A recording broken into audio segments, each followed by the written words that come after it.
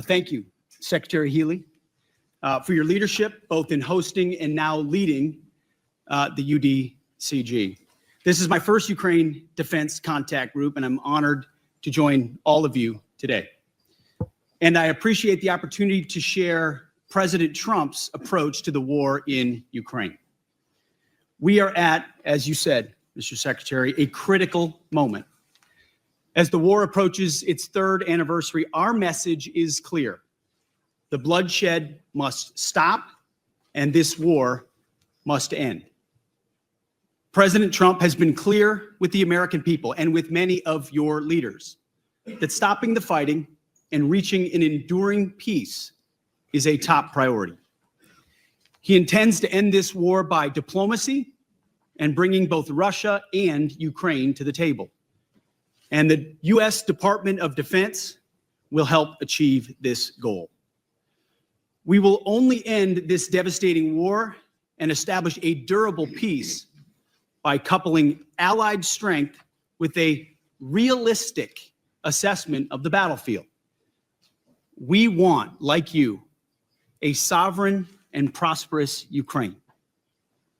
But we must start by recognizing that returning to Ukraine's pre-2014 borders is an unrealistic objective. Chasing this illusionary goal will only prolong the war and cause more suffering. A durable peace for Ukraine must include robust security guarantees to ensure that the war will not begin again. This must not be Minsk 3.0. That said, the United States does not believe that NATO membership for Ukraine is a realistic outcome of a negotiated settlement. Instead, any security guarantee must be backed by capable European and non-European troops. If these troops are deployed as peacekeepers to Ukraine at any point, they should be deployed as part of a non-NATO mission, and they should not be covered under Article 5. There also must be robust international oversight of the line of contact. To be clear, as part of any security guarantee, there will not be U.S. troops deployed to Ukraine. To further enable effective diplomacy and drive down energy prices that fund the Russian war machine, President Trump is unleashing American energy production and encouraging other nations to do the same. Lower energy prices, coupled with more effective enforcement of energy sanctions, will help bring Russia to the table. Safeguarding European security must be an imperative for European members of NATO. As part of this, Europe must provide the overwhelming share of future lethal and non-lethal aid to Ukraine. Members of this contact group must meet the moment. This means donating more ammunition and equipment, leveraging comparative advantages, expanding your defense industrial base, and importantly, leveling with your citizens about the threat facing Europe.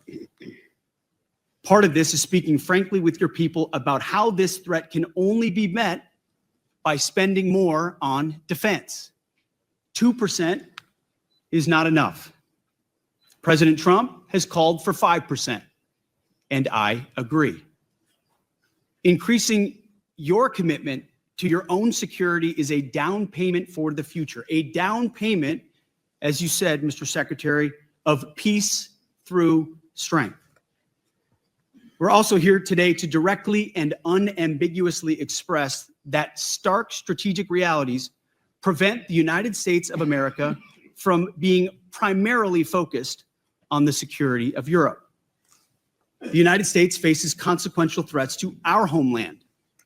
We must and we are focusing on security of our own borders. We also face a peer competitor in the communist Chinese with the capability and intent to threaten our homeland and core national interests in the Indo-Pacific. The U.S. is prioritizing deterring war with China in the Pacific, recognizing the reality of scarcity and making the resourcing trade-offs to ensure deterrence does not fail. Deterrence cannot fail for all of our sakes. As the United States prioritizes its attention to these threats, European allies must lead from the front. Together, we can establish a division of labor that maximizes our comparative advantages in Europe and Pacific, respectively.